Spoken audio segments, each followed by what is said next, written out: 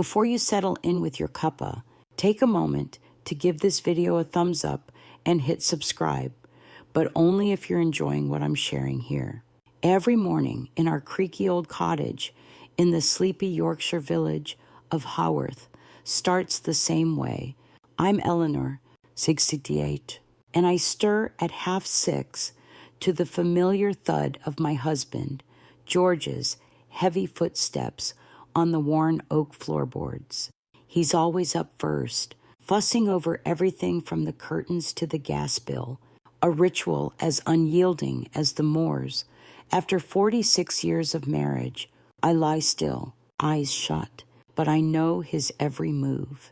3 minutes shaving, 2 brushing his teeth, and a 5-minute shower to keep the water bill down. He's forever banging on about the cost of utilities up here in the north. Eleanor, up you get, tea's brewed. George's voice booms from the kitchen, nudging me to start the day on his timetable, as if I'm part of some grand clockwork he fancies himself the master of, like he's ticking along with Big Ben itself. Today, though, the day before Mother's Day, there's a niggling unease in my chest, like the drizzle that clings to Yorkshire's hills, soaking everything without warning. Hi, George, anin torken, ba mein chor, inosetre.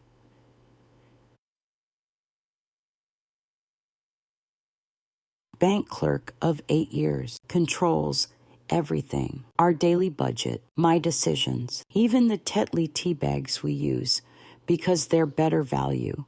He once said, "Don't you worry, love, I'll handle it all." That's what us British blokes do.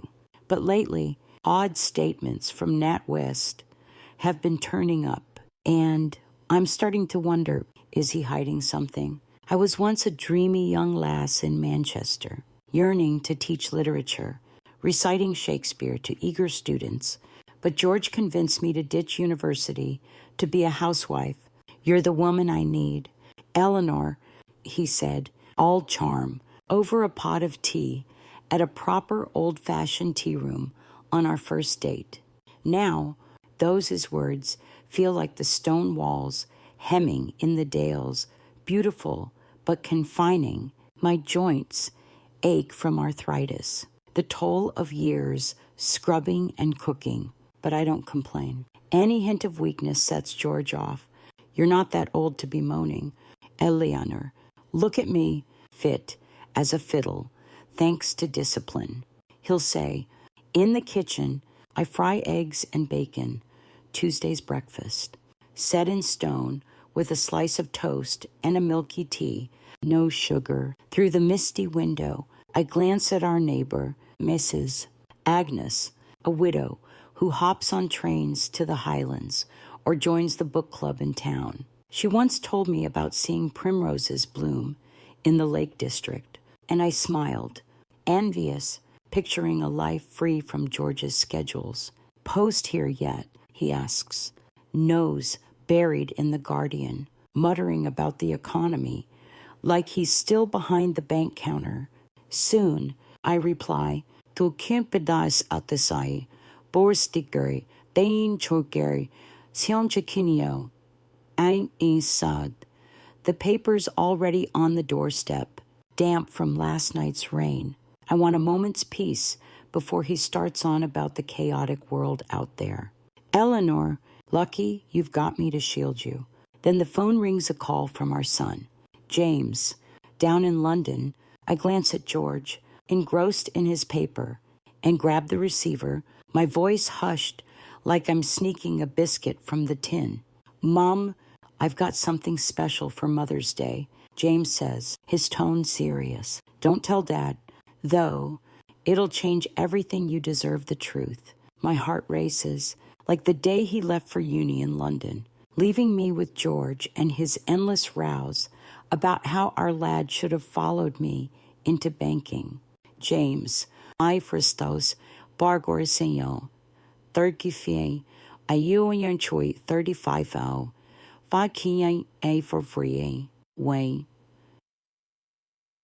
5-year-old software engineer has always been my light in the fog, a miracle born late after years of trying. Now, he sounds like he knows something. I don't. All right. Love. I'll wait, I whisper, gripping the phone.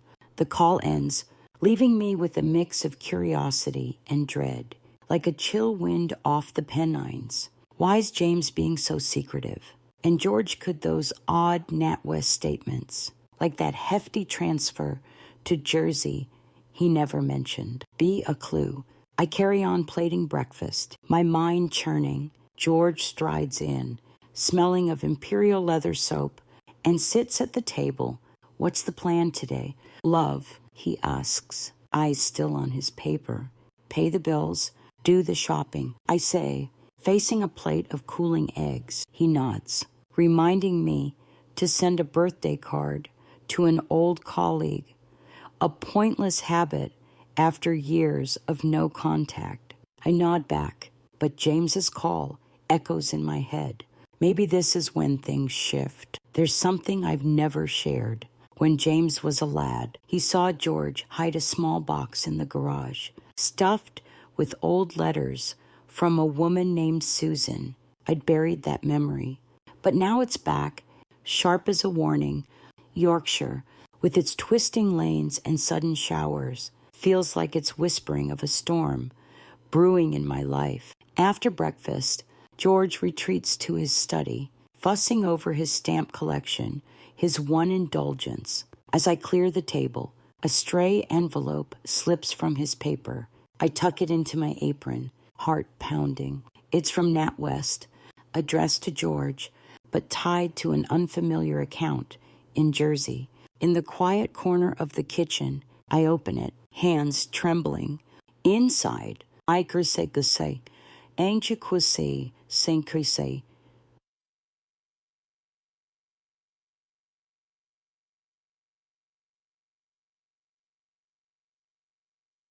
statement shows 150 Injo Ojugoro, transfer from our joint account to a personal one.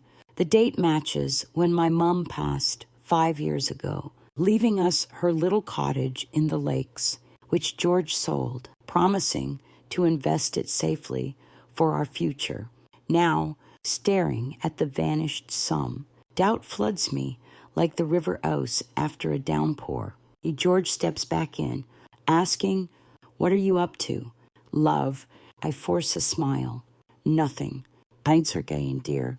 But deep down, I know James's gift might just unlock the truth, and perhaps a new chapter for a woman who's played by the rules too long. After breakfast, George retreats to his study as usual, the old lock on the door clicking shut with a familiar clunk. He always locks it when he's working. Banquet prayer. Hi Caesar Thou, it's just sorting his precious stamps or poring over bills. I clear the table, my hands still trembling from what I found in that envelope. Or 100 foroi, 000, a fortune. Ana for key. So, enough for a cozy flat in Manchester, where I once dreamt of living free. But that money came from our joint account, wired off to Jersey, a place I only know from news stories about tax havens for the wealthy. George never mentioned it. Maskitak, Dakin Sekor, Bardigakyum. Thirteen sack Boinforce Archeos.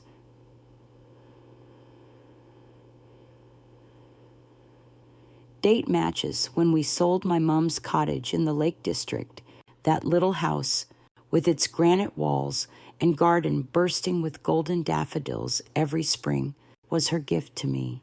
This is yours.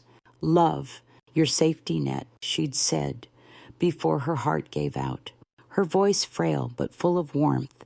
I wept all night when she passed, but George soothed me. I'll sort it. Eleanor, we'll sell it and invest it wisely. Now, I'm left wondering wisely for whom. I tuck the envelope deep into my woolen cardigan, the kind I knitted myself during Yorkshire's endless rainy afternoons. My heart's hammering like rain on the slate roof of this old cottage. Doubt creeps in, like damp, spreading through our stone walls after a flood. Is George hiding something? He's always controlled the money. My pension from part-time shifts at the village shop, Mom's inheritance, even the pennies I made selling homemade scones at the weekend market. I think back when James was little. George forbade me from working full-time, saying proper British women stay home with their kids. I gave up my dream of teaching literature, trading it for 30 years of scrubbing, cooking, and listening to him grumble about the economy going to pot. Now, at 68, with aching joints and silver hair, I wonder how much of myself did I lose for his so-called protection. That afternoon, while George takes his usual 45-minute stroll around the park where he likes to watch the ducks on the pond and mutter about immigrants ruining the view, I decide to dig deeper. I slip into his study, using the spare key hidden under the fern pot. The air's thick with the smell of old paper and ink. I open his desk drawer and find a stack of papers, another bank statement, the Crédit. This time from Barclays, showing a $50 into Tremoirs, RO00, transfer labeled personal investment. Personal. We're married. Everything's supposed to be shared. I snap photos with the old phone James gave me, the one he taught me to use, chuckling. Mom, it's the digital age. Don't let Dad control this too. The pictures are fuzzy under the desk lamp, but clear enough to spot a handwritten note. Confirm with S. Ryrie. New funds. Susan, that name again, chilling me to the bone. An old colleague, or something worse. I shut the drawer just as George's footsteps crunch on the gravel path outside. He strides into the kitchen, cheeks ruddy from the cold, and asks, "What were you doing in my study?" I nearly drop my teacup. Startled, just dusting. "Love," I stammer. He frowns, but doesn't press, sinking into his armchair with a steaming mug of tea. "Ran into old Jenkins at the park," he says. "Says the economy's tanking because of Brexit. But I reckon it's just the government's laziness." He launches into his usual rant. But I'm not listening. My mind spinning with suspicion. Anxiety surges, sharp as the migraines I hide from him to avoid his scolding about being too frail. I think of James, who once fell out with his dad for choosing IT over banking. George had bellowed, "My son needs a proper trade." James left home early, only coming back for Christmas with gifts and hushed chats. "Are you happy, Mom?" he asked last time, his voice heavy with worry. That evening, over shepherd's pie, George's favorite, with its golden mashed potato and minced lamb, I test the waters. "George, I saw a NatWest statement. Have we got an account in Jersey? Why didn't you tell me?" He sets his fork down. "I'll bucket a choice in Converse. Think I should gear."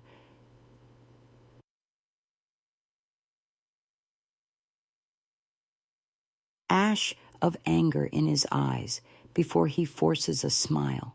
"Don't fret about that. Eleanor, it's a safe investment. Dodging the ridiculous taxes here. I'm doing it for us."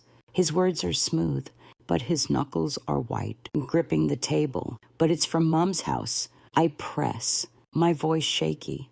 He waves it off. "What do you know about finance?" "I've been in banking 40 years. You stick to cooking and knitting.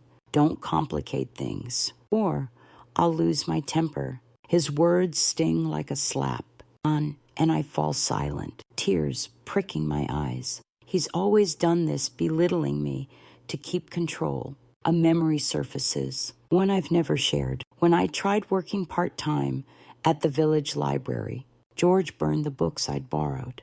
Snarling, This romantic nonsense will only ruin your head. After dinner, George settles in front of BBC News, pontificating about politics with his usual smugness. I sit knitting, barely focusing, my mind a tangle of worry. The anxiety feels like the tides at Scarborough, where we used to holiday. But those memories now just ache. I sneak a text to James. Found a strange bank statement. Your dad's hiding something. He replies instantly. Mom, wait for my gift. It'll prove everything. Love you. His words are a lifeline, but they scare me too. If the truth is as bad as I fear, what happens to our 46-year marriage? I glance at George, dozing in his chair, his lined face softened by sleep. He was once the man I loved, but now he feels like a shadow over my life. That night, lying beside him, I can't sleep, the wind howling through the window gaps. My doubts have hardened into real fear, like a cancer spreading. I imagine a different life, living in Manchester, teaching poetry classes on Wordsworth, sipping tea with friends without needing permission. But to get there, I'll have to face George. And James's gift, it might be the key. Tomorrow, I'll call Agnes, our neighbor, to confide in her. She divorced her husband for similar reasons and promised to help if I ever needed it. Having someone impartial to trust makes me feel a bit braver. Yorkshire, with its rolling hills and relentless rain, seems to be testing me. Do I dare rise up? The morning after, I wake with a dull headache, the toll of a sleepless night riddled with worry. Pale Yorkshire sunlight slips through the curtains, glinting off the polished wooden floor I scrub every week. George is already up, clattering about in the kitchen as always, brewing tea, toasting bread, sticking to his rigid routine. I lie still for a moment, replaying last night's discoveries. The bank statement, the mysterious Susan, and James's text promising a gift that will prove everything. My heart races, but I tell myself to stay calm. Today, I'll try a gentle confrontation, nothing too direct. After 46 years of marriage, I know George hates being cornered. He'll deflect by putting me down. As he's done countless times before, I rise, slip on my warm woolen dressing gown, head downstairs. Chinchagikrumain, de Crake, Senchako Trigeri, an, Denchatis, and Furry Kai, de Frisad, Aki Chazin at the kitchen table, a steaming mug of Earl Grey in front of him, the Guardian spread wide. Morning, Eleanor, he says without looking up, his voice flat, like he's reading the weather report. Your tea's there. I sit, clutching the mug, breathing in deeply. The familiar scent of tea, laced with proper British milk, usually comforts me, but today it only tightens the knot in my chest. George, we need to talk. I start, keeping my tone steady. He folds the paper, frowning slightly. What now? Still fretting about bills. I told you, leave it to me. I nod but press on. I think we should go over our finances together. I'm your wife. I've a right to know. Haven't I, like the money from Mum's cottage? How's it invested? I've never seen a statement. George sighs, setting his mug down with a sharp clink. Eleanor, you know I hate these chats. I've been in banking my whole life. You just need to trust me. It's safely invested, dodging taxes. That's how we Brits get by with this bloody inflation. You'll worry yourself into an early grave. His sidestep, laced with a jab, makes me feel small, like a daft child who can't grasp grown-up matters. It's the same tactic he used when James wanted to study IT. What do you know? I'm the finance man. You listen to me. Now he's turning it on me. But George, I saw the Jersey statement. That's our money. I insist, my voice wavering. He scoffs. You've been opening my post. Eleanor, are you doubting your own husband? It's just a backup account for our future. Don't make a fuss, or I'll have to explain it. Like you're a kid. The tension crackles, like the air before a storm rolls in over the Pennines. I feel humiliated, tears pricking, but I hold them back. For 46 years, I've backed down to keep the peace for James, for our proper British family. But today, his words cut deeper. I stand, pretending to make more tea to hide my face.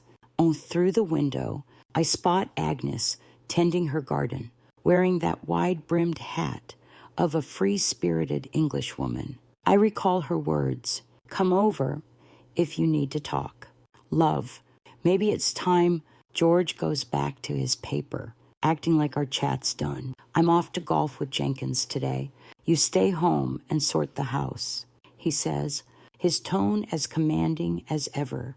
By midday, with George off to the golf course near York, where he brags about his perfect swing, I decide to ring James. The phone rings a few times before he picks up, his voice edged with concern.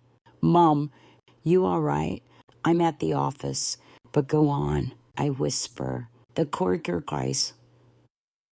Though the house is empty, I asked your dad about the statement, but he brushed me off, said I worry too much. I feel so small, James sighs. That's how he controls things. "Mom, I've got news. Susan's an old colleague. I found some old emails. Wait for my gift. It's got proof.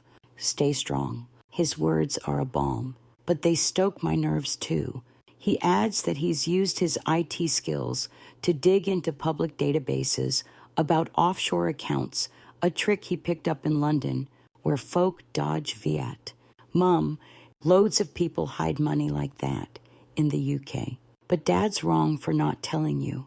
I'll help you get a free lawyer through a women's support group. After the call, I slump at the kitchen table, the tea gone cold, a wave of humiliation washing over me. I think of my younger self, teaching in Manchester, reading Keats to students, joining a book club like Agnes. But George persuaded me, "Stay home. Love, I'll handle the money." Now I wonder how much I've lost to his care. I resolve to visit Agnes, a small but bold step, since George always grumbled about wasting time with neighbors. She opens the door, offering tea and McVitie's biscuits. "Eleanor, you look knackered." "Enterbald, spill the beans," she says, her voice warm, like a seasoned British auntie. I pour it all out, the odd statements, the financial doubts, the failed confrontation. Agnes nods. "I went through this with my ex. He controlled the cash, hid an affair. You need to dig deeper. Love. Check your joint bank statements under UK law. Like the Equality Act, you've got rights to see them." Her advice is a spark. She hands me a slip of paper with a number for a York-based support group for older women facing financial abuse. Ring them. They'll guide you for free. And it's never too late. I was 65 when I divorced. Now I'm free as a bird. I hug her, feeling less alone. Back home, with George still out, I call the number. A woman with a kind northern accent answers. "Hello, love. We can help. Tell me what's up." I explain briefly, and she advises, "Request your joint account statements directly. UK banking law gives you access. If you suspect fraud, get a family lawyer." The 20-minute call is packed with practical tips. Log every odd transaction, photograph evidence, and brace for a bigger confrontation. That evening, George returns late, reeking of golf course grass and pub ale. Over my homemade fish and chips, his favorite doughs, with crispy batter, he asks, "What'd you do this afternoon?" I say, "Pop to Agnes's for a chat." He frowns. "Waste of time. You should have rested." His criticism stings. But now I've got allies, James, Agnes, and the support group. The tension hangs like Yorkshire's evening fog, but a flicker of resolve grows inside me. Mother's Day is coming, and James's gift might be the push I need. Lying next to George, listening to his snores, I whisper to myself, "You've got to be strong. You can't live like this forever." The humiliation lingers, but it's giving way to determination, a new feeling, like the first time I drove to the market alone 20 years ago, without his permission. Yorkshire, with its winding lanes and biting winds, seems to whisper back, "Keep going." Mother's Day dawns, but there's no cheer in our Yorkshire cottage. I wake earlier than usual. The patter of rain on the slate roof, like a drumbeat to the anxiety still simmering from last night. George is already up, clattering in the kitchen, boiling eggs, toasting bread, sticking to his rigid Sunday routine. I slip on the simple cotton dress James gave me last Christmas and head downstairs. George sits at the table, the Sunday Times spread before him, a steaming mug of tea in hand. "Happy Mother's Day, Eleanor," he says flatly, sliding over a bunch of cheap Tesco roses, not the tulips I've always loved, the kind I'd imagine from Kew Gardens. But I muster a thank you smile to keep things civil. Inside, my heart pounds, replaying last night's call with the support group. They urged me to demand bank statements today, warning that refusal could signal financial abuse, a common issue for older women in the UK, protected under the Family Law Act. I sit, clutching my tea, taking a deep breath. It's a special day. Let's talk about our finances. I want to see the joint account statements, including Mum's money. He folds the paper, his face flushing with anger. "Again, Eleanor, you're doubting me after 46 years. You think I'd nick your money?" His words are sharp, but I don't back down. Margaret's voice echoes, "Stay firm. Love, like the suffragettes fought for our rights." I press on. It's not about doubt. It's my right. UK, secure. UK law says I can see our joint account. "Show me." George storms to his study, returning with a stack of dog-eared papers. He tosses them on the table. "There, look, but you won't understand a thing. You're not cut out for managing money, just frittering it on wool and daft books." His words hit like a punch to the chest, crushing what little hope I had left. My hands tremble as I flip through the statements. Thafas, thasi, Malkor desi, 250, oi incho, from Mum's cottage sale, all funneled to Jersey, not safely invested as he'd promised. There's a large withdrawal, labeled personal. "George, you used that money without telling me." "That was Mum's legacy," I shout, my voice breaking. He smirks, leaning back. "Yeah, I used it. What of it? You're a housewife. What do you know about investing?" "I put it in FTSE 100 stocks. Third cases. Gain for thought it'd double. Market crashed, gone. It's your fault for not trusting me from the start. You're weak, Eleanor, always have been. Without me, you'd still be a penniless dreamer in Manchester, mooning over books." His brazen belittling slices through me, not just the lost money, but the betrayal of 46 years. I sacrificed my dreams, raised James, kept this house, only to be dismissed as not cut out. Rage and heartbreak surge, tears streaming down my face. I flee to the garden, rain soaking my dress. Ein T, ein, I, onke ein, I ki kai, ein I, ofernke.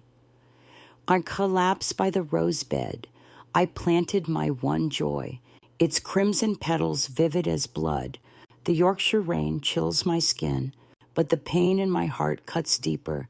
I think of Mum. She'd shared stories of her widowed life in the lakes. So one by stay, Anki free anchor.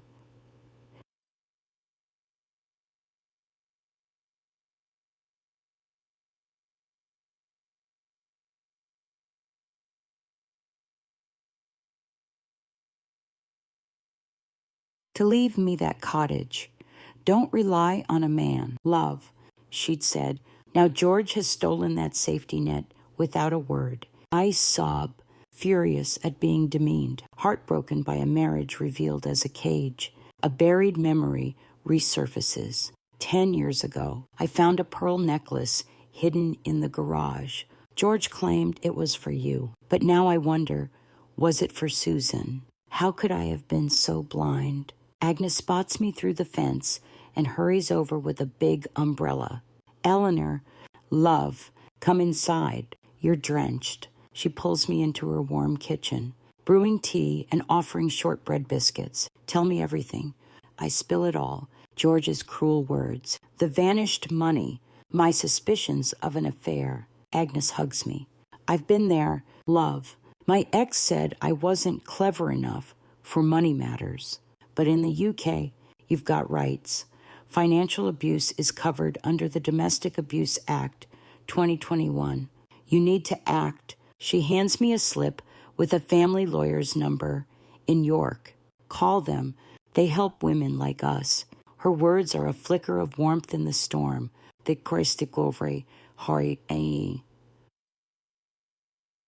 Heartbreak still grips me. I feel like a Jane Austen heroine, bound by society, but ready to fight.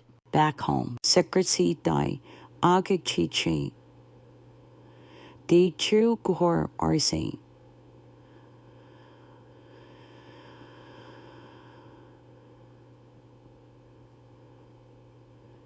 Is glued to BBC, watching golf. He glances at my sodden state. Where have you been? Gossiping with Agnes. You're acting like a child. I say nothing. Heading upstairs and locking the bedroom door, a first in our marriage. On the bed, I call James. Your dad says I'm not capable, that the money's gone on bad investments. I'm so hurt. James soothes me. Mom, my gift's on its way proof about Susan and the account. I've bought you a little house in Manchester's suburbs with a garden near a library. You deserve freedom. His words are a lifeline, but the rage and pain burn on. I picture a new life, book clubs, tea churchy, say, tea in proper British cafes, no one belittling me. But first, I must face the real battle, George's financial control and betrayal. That evening, George offers a clumsy apology. I was harsh, love, but don't worry. I'll sort it. It only deepens my hurt.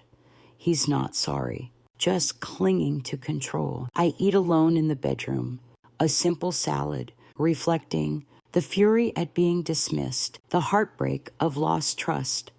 They're giving way to a seedling of resolve. The group emails. You can request a court order for financial disclosure. I print it, hiding it carefully. This Mother's Day isn't a celebration, but a turning point for a storm. The Yorkshire rain weeps outside, but I whisper to myself, you've got to be strong. This can't go on. A new spark emerges. I dig out an old notebook from my youth. Dakriki. Daso. Diary. George banned as pointless. I write. Today, I begin to reclaim myself. The heartbreak lingers, but it's turning into strength. The rain pours relentlessly in Yorkshire, as if the sky itself is weeping for me. The morning after Mother's Day, I wake with a heavy heart. George's cruel words from last night still pressing on my chest. His familiar clattering echoes from the kitchen, brewing tea, toasting bread, sticking to his unyielding routine.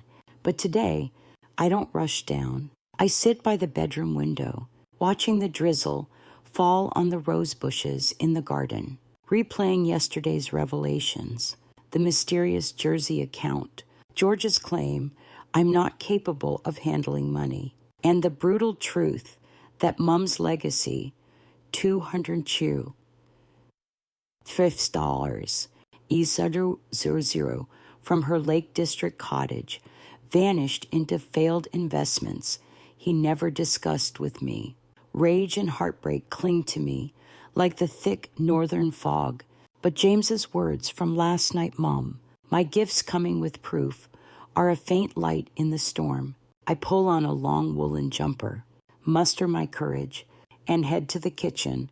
George is at the table, buried in the Sunday Times, a steaming Earl Grey in hand. He glances up. You're up late. Eleanor, tea's gone cold. I nod, saying nothing, grabbing a slice of toast and sitting opposite him. The air feels charged, like before a gale sweeps in. I want to press him about the Jersey account, but Agnes's advice rings clear. Don't confront him yet. Wait for solid proof. Just then, the phone rings, James. I startle, glancing at George, who's engrossed in his paper. I'll get it, I say, slipping to the living room, where a Yorkshire landscape painting hangs. I've been for case, sing. Minder of my youthful dreams of freedom. Mom, I've got the proof. James says, his voice urgent, like he's dashing through his London IT office. Dad didn't just lose the money. He sent huge sums to a woman named Susan, an old bank colleague. I hacked his email and found love letters and transfers.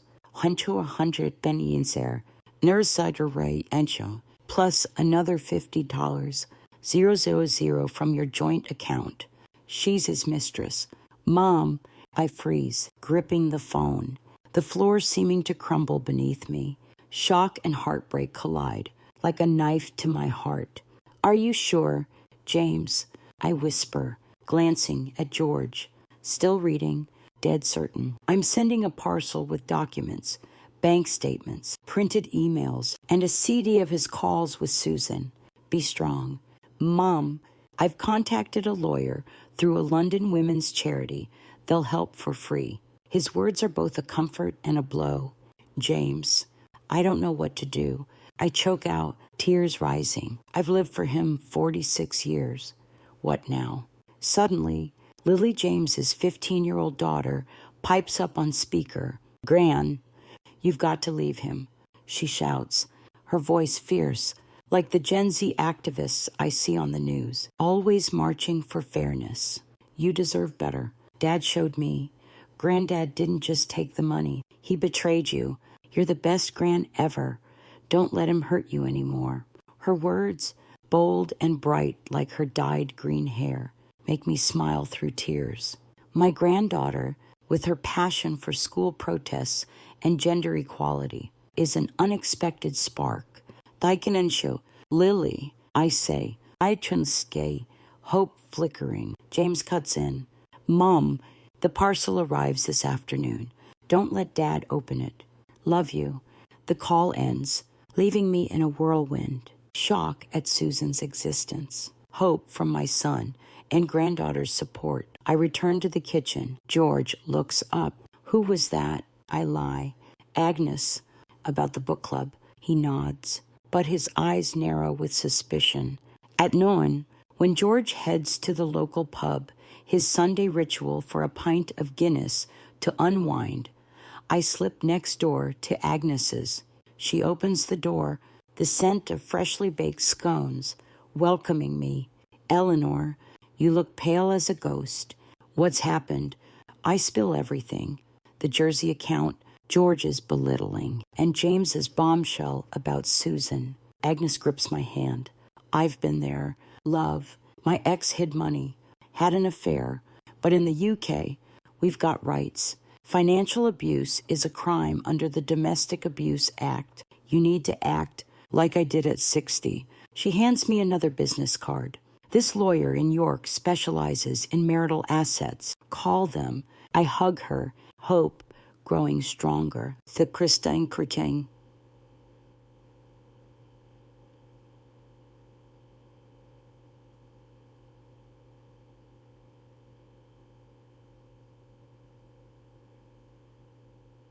The shock of betrayal still stabs at my heart.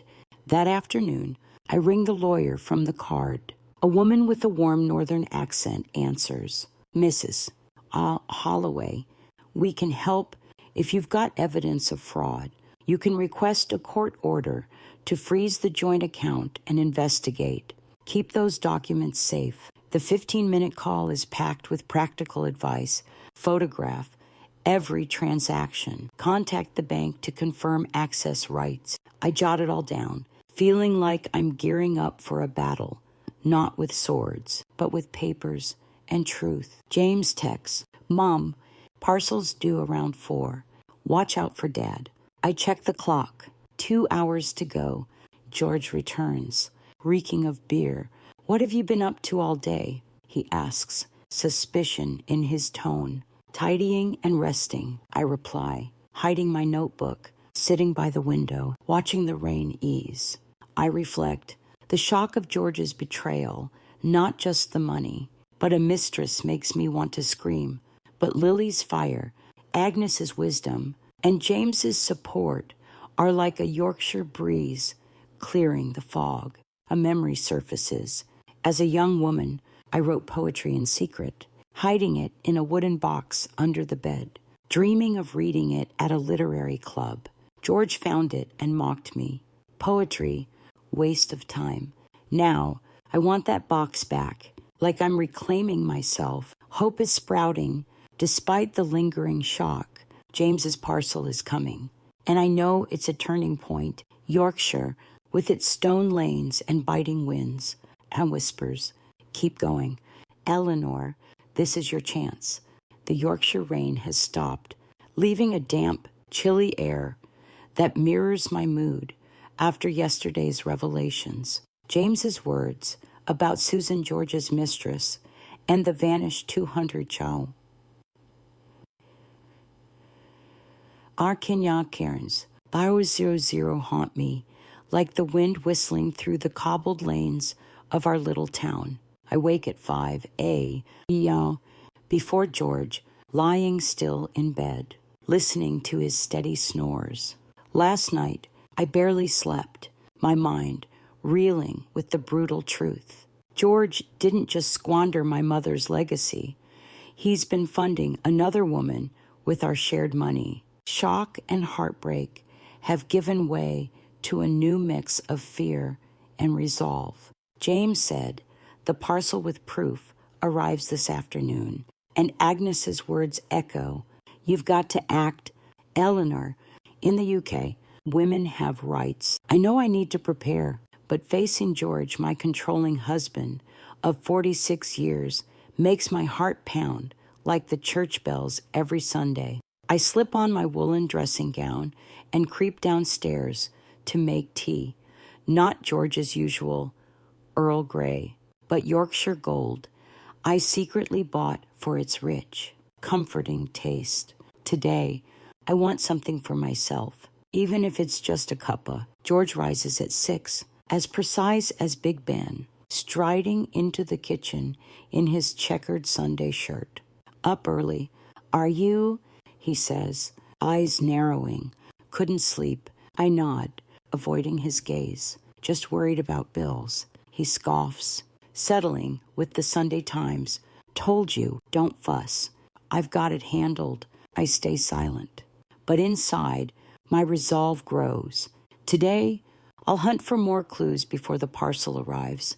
I can't just wait passively anymore. While George takes his 5-minute shower clockwork, as ever, I slip into his study. The lock clicks, but the spare key under the fern pot does the trick. The air's thick with the scent of old paper and ink, reminding me of my days at the village shop. Dreaming of freedom, I open George's computer, using the password James suggested. His birth date, Einstein 03, 1949. The screen lights up, revealing an open email. My hands shake as I click one from Susan Wright. "Harold, thanks for this month's payment. I've booked us a room at the Mayfair Hotel, London, next week. Love you." Attached is a hotel bill and twos, 500 for one night. My heart stops. I snap a photo with my phone, nearly dropping it. Scrolling further, I find a NatWest email confirming a 50,000 transfer to Susan Wright's account, labeled personal support, not investments, not for the family, as George claimed, but for his mistress. I close the email as the shower stops, hurrying back to the kitchen to feign tidying. My mind's a mess. Fear surges. If George catches me snooping, his temper could flare. Maybe worse. I recall when James argued about studying IT. George slammed the table, roaring, "This family does what I say." But resolve is blooming, like my roses, thriving despite the storms. I think of Mum, who left me that Lake District cottage to secure my future. "Don't let anyone take your freedom. Love," she'd said. Now, I feel I'm betraying her by staying silent. At noon, George heads to the pub with his golf bag, a pretext for Guinness, and boasting about his banking glory days. I check the postbox out front. Buried under junk mail is an old envelope from the solicitor who handled Mum's estate, sent 5 years ago. My hands tremble as I open it. The house sale listed at $250. But George told me only $100.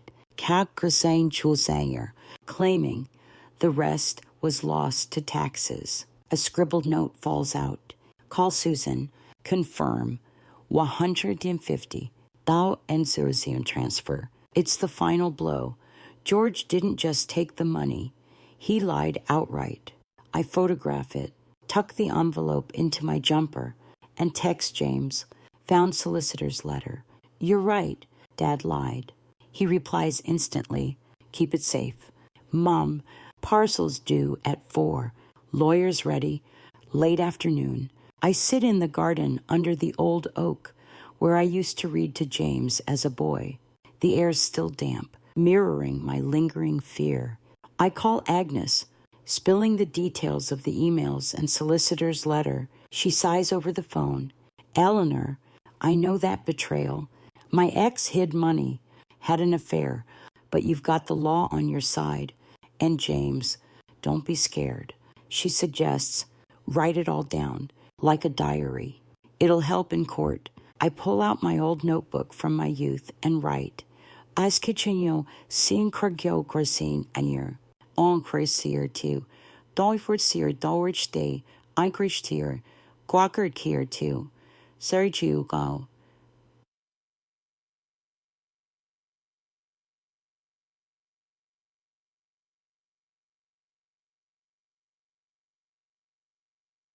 I learned George funds Susan. I'm scared, but I must be strong. Writing feels like reclaiming the voice George stifled for years. George returns at 3, reeking of ale. "What were you doing in the garden?" he asks, eyes sharp, watering the roses. I lie, pointing to the flower bed. He nods, but glances at the gate, as if expecting something. He's always checked the post before me, controlling everything. I prepare afternoon tea scones with strawberry jam, his favorite, but my heart races. At 4, the doorbell chimes. I beat George to it, opening the door to a young Royal Mail lad in a raincoat. "Mrs. Holloway, sign here, please," he says, smiling. I sign, hands shaking, and hide the small parcel, stamped with a York lawyer's logo, behind my back as George approaches. "What's that?" he demands, voice tight. "Just a gift from James," I say, forcing calm. Inside, I set the parcel on the kitchen table, unopened. George stares, as if itching to tear it apart. "Don't open it yet." "Eleanor, let me check it," he orders. I nod, but I know this parcel is the key. Fear lingers, but resolve is stronger. I recall a moment from when James was 10, building a wooden playhouse in the garden, saying, "Mom, this is your house. No one controls it." Now, a real house in Manchester awaits, Yorkshire, with its green hills and biting winds, whispers, "Eleanor, it's time." I clench my fists, waiting for the moment to open the parcel. the moment that changes everything. This continuation maintains the emotional depth and suspense with vivid Yorkshire imagery and British cultural touches. Yorkshire Gold, Guinness, Royal Mail. The dialogue captures the tension of Eleanor and George's dynamic, and her growing resolve shines through. Legal and cultural references. Domestic Abuse Act, Fakaki. UK women's rights are woven in naturally. The pacing builds toward the pivotal moment with the parcel. Let me know if you'd like to tweak anything or continue further. The late afternoon sun bathes our Yorkshire cottage in a pale golden glow, but the kitchen feels heavy, thick with the weight of northern fog. The parcel from James sits on the table, small but loaded with meaning, the York lawyer's logo glinting under the lamplight. I, Eleanor, stand by the table, gripping the edge of my woolen jumper, trying to stay calm under George's probing stare, his face, flushed from pub ale and suspicion, fixes on the parcel. Eleanor, don't open it yet.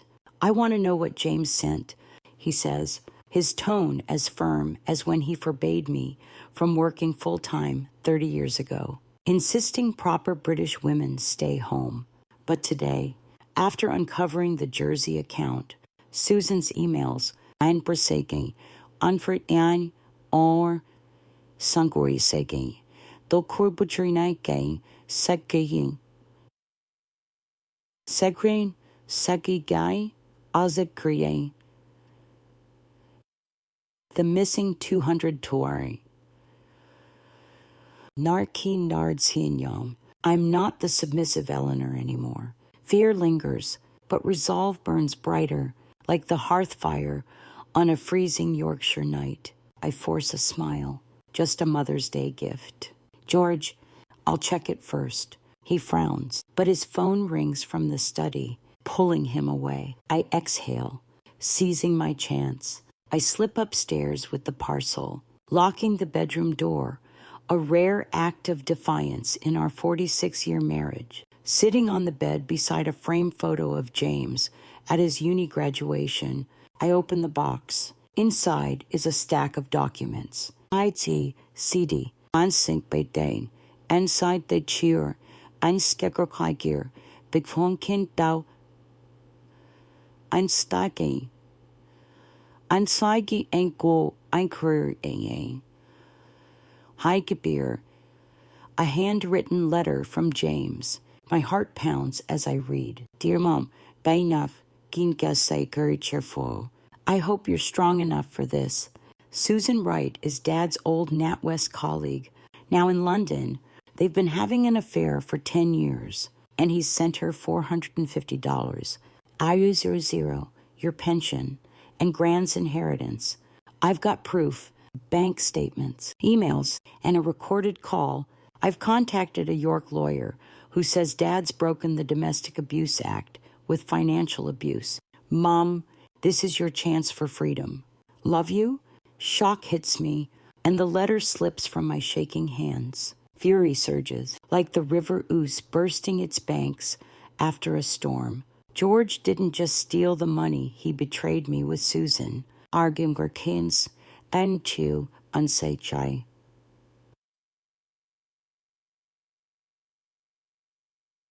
Woman I've never met, but who now haunts me like a ghost. I open the documents. Bank statements show repeated transfers to Susan Wright from $5, 000 to $50, entry to somewhere, labeled personal support or gift. I, Heyer Ezotra, I, make shown.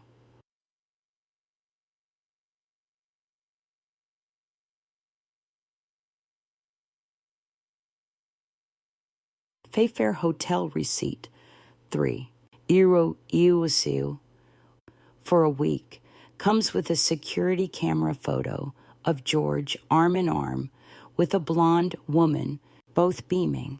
Susan, I assume, and my heart shatters. Rage mixes with deep betrayal.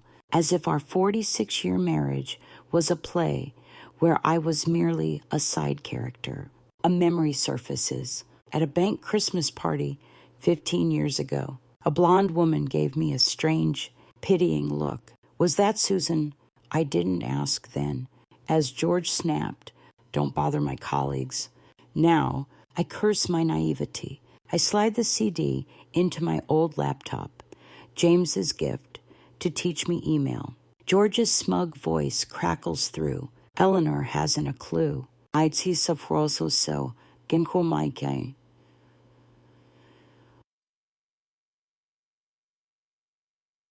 So I'm sending another 20 hers. €0 this month. Anseki. Aiker kikiste. No. For your Chelsea flat and Sijose will have a new life. Susan laughs. You're wonderful. Has Harold. She doesn't deserve you. The words cut like a knife. Angentis and I sob. Fury burns, but so does a profound pain. I gave my life to this man, abandoned my dream of teaching literature, raised James, kept this house, only to be betrayed in money and love. I think of Mom, who warned, "Don't let a man control you." Eleanor, she was right, and I was blind. George's footsteps thud in the hall. I shove the parcel under the pillow. He bangs on the door. "Eleanor, what are you doing?" "Open up." I wipe my tears. Unlock the door and fake calm. "Just resting." "Love." He glares, as if trying to read my thoughts. "Where's the parcel?" "Let me see it." I shake my head. It's stored away. Just a letter and photos from James. He grunts, unconvinced, but retreats to his study. I know he's suspicious, and fear creeps in. What if he finds the evidence? But my resolve is stronger. I call James, whispering, "I've seen it all. Your dad's affair with Susan, 450 are 4 years are gone. I'm gutted." He soothes me. "I know it hurts, Mom, but you've got to be strong. The lawyer says you can sue to recover the money and divorce. I've bought you that Manchester house. You deserve freedom." His words are a Yorkshire breeze, clearing the fog, but the pain lingers. I head to the garden, sitting under the old oak where I read to James as a boy. Agnes spots me and hurries over with an umbrella. Though the rain stopped, "Eleanor, love, you all right? You look like you've been crying." I spill everything. "Susan, cause of Bradley, can now can main, and 450, Inrits. The recording, she hugs me. "I told you, you're not alone. Financial abuse is a crime in the UK, and you've got James. Call the lawyer now." She hands me tea and a note with the lawyer's number. They're in York, specialize in women like us. I won against my ex. Her words are a tonic. Thirsty. Though fury still burns. I recall a moment when James was 12. He overheard George whispering on a late-night call. He told me, but I brushed it off as work. Now I know it was Susan.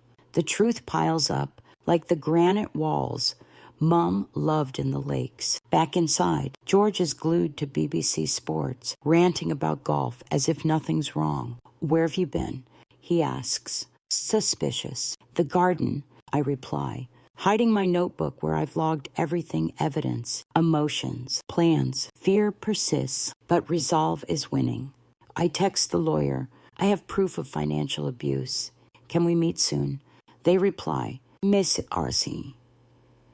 Miss is R. Holloway. Tomorrow morning, bring all documents." I tuck my phone away, gazing out the window. Yorkshire's green hills and cold winds whisper, "Eleanor, Susan and George are the real villains.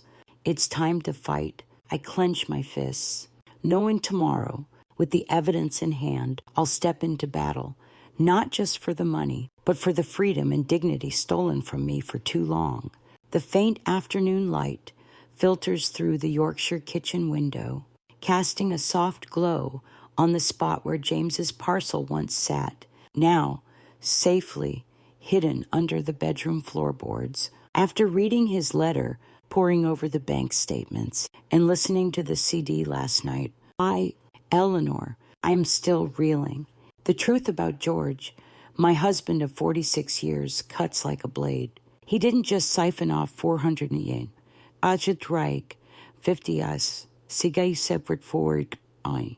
Eingroisir, 040, Agrosir, Siergion.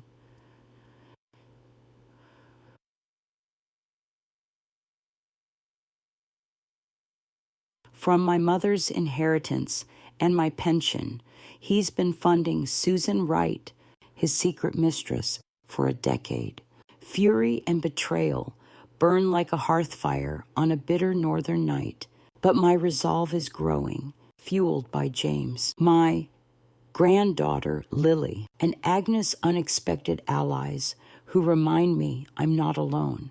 Today, while George is off at his golf club, a Sunday ritual of Guinness, pints, and tales of his banking glory days, I decide to dig deeper, gathering more evidence for tomorrow's meeting with the lawyer. I sit in the living room next to a framed photo of James and Lily at Hyde Park last summer and open my laptop. James emailed last night, "Mom, I found Dad's fake tax filings.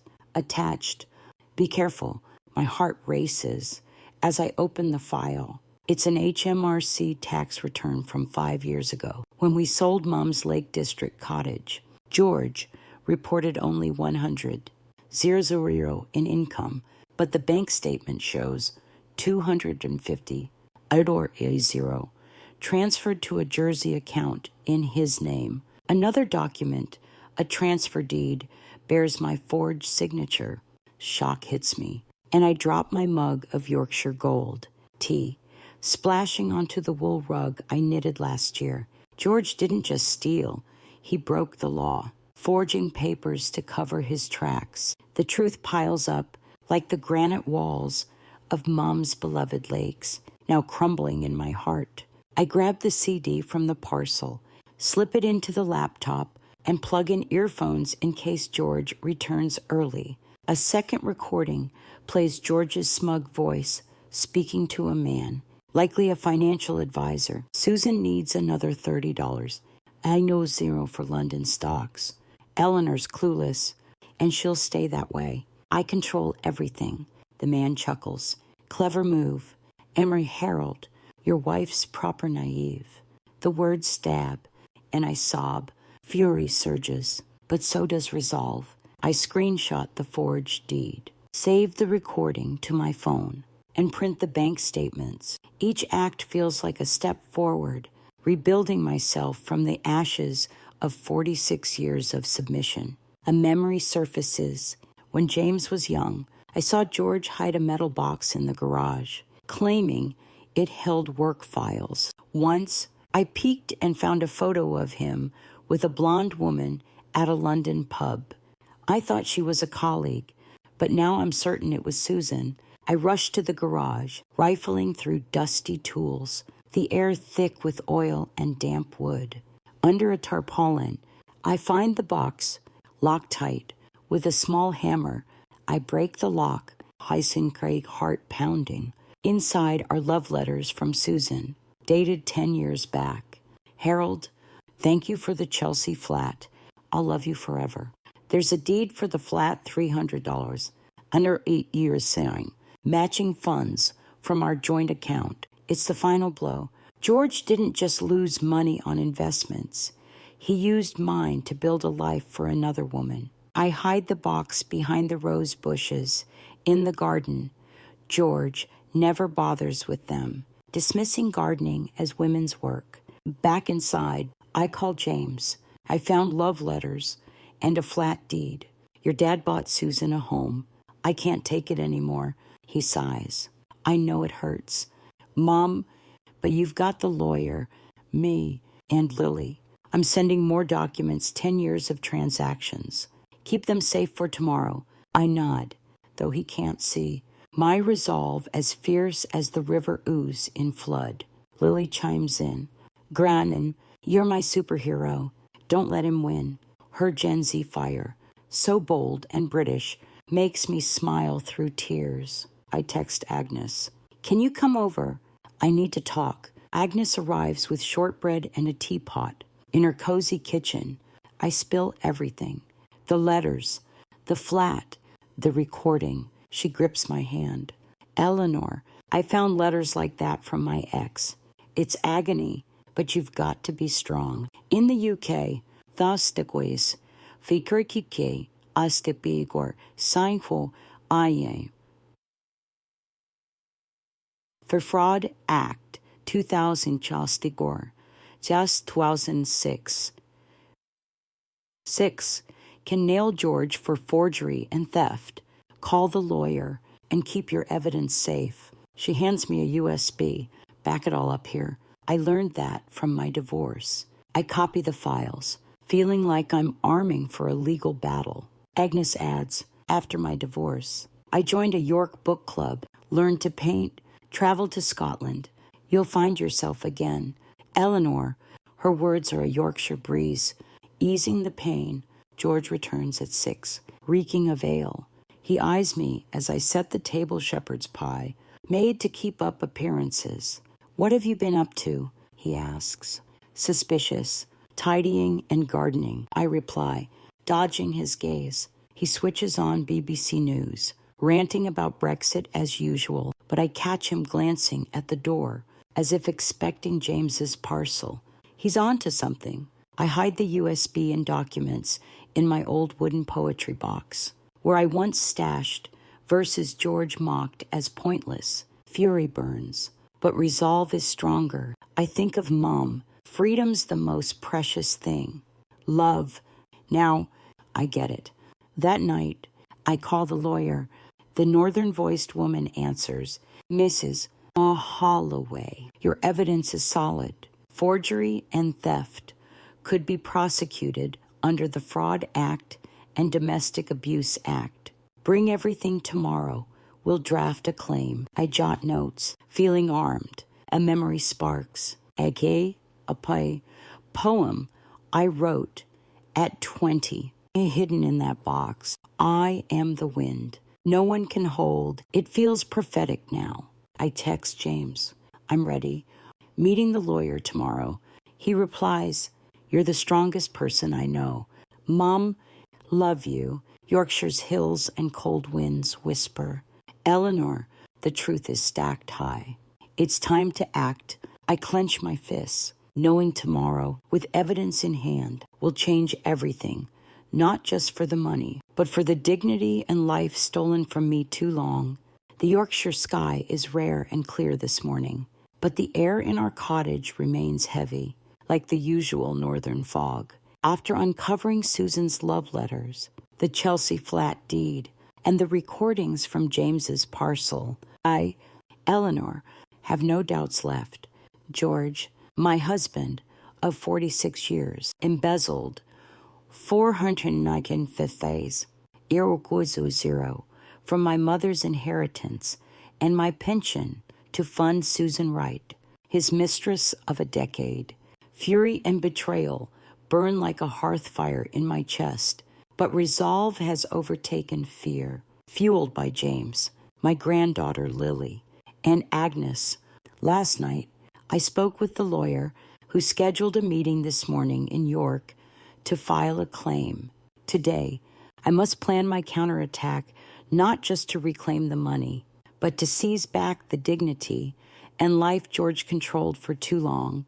I sit in the living room beside a photo of James and Lily beaming at Hyde Park last summer and open my laptop.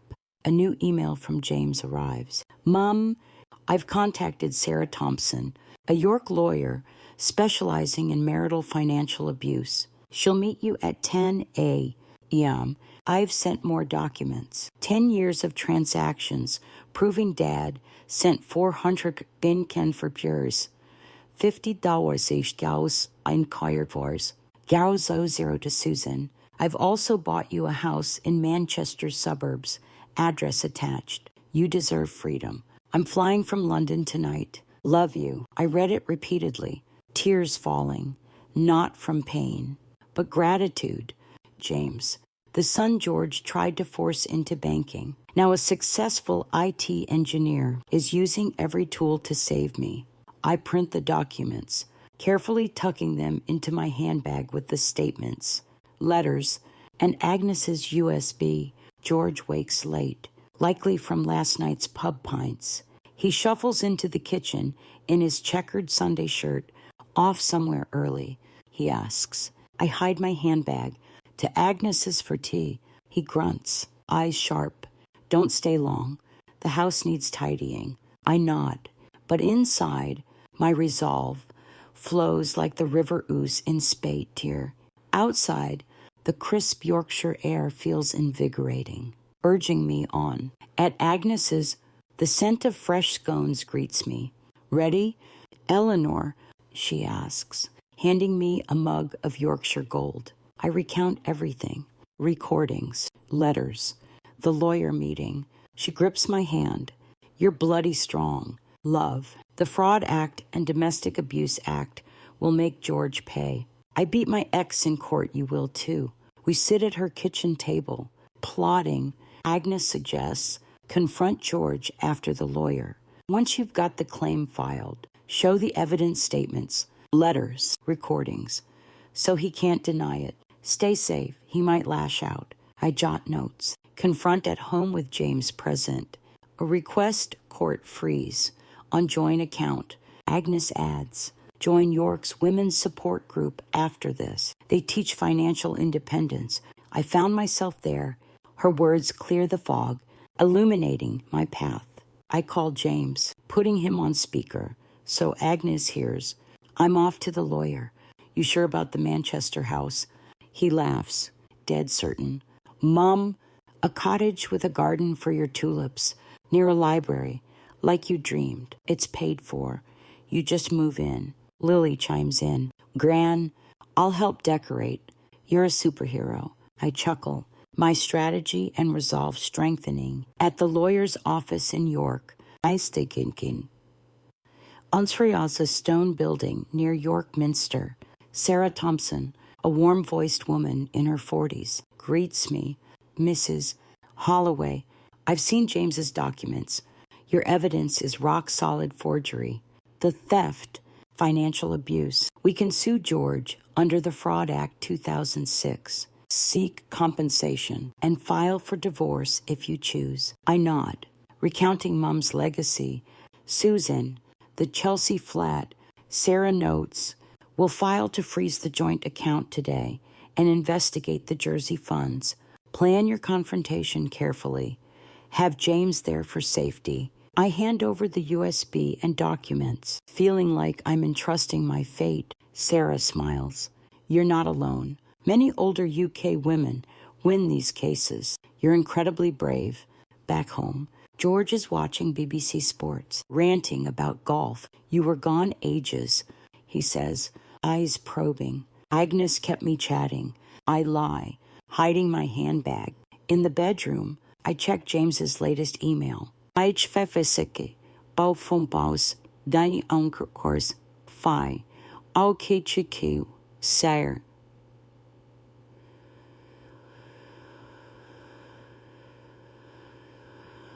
Detailing 10 years of transactions. 5. Zarzaunt to 20,000 monthly to Susan, totaling 450 Enderwinserdelp. I print it, stashing it in my old poetry box. A memory sparks. An 8-year-old James made a card in that box. Drawing a house with Mum is my home written on it. It reminds me I'm fighting for his love too. I text James. Met the lawyer. Claims in motion. Thank you. He replies, you're the strongest person I know. Mom, I'll be there tonight. We'll face Dad together. Late afternoon. I visit Agnes again, bringing the USB. She backs up another copy, in case George nicks it.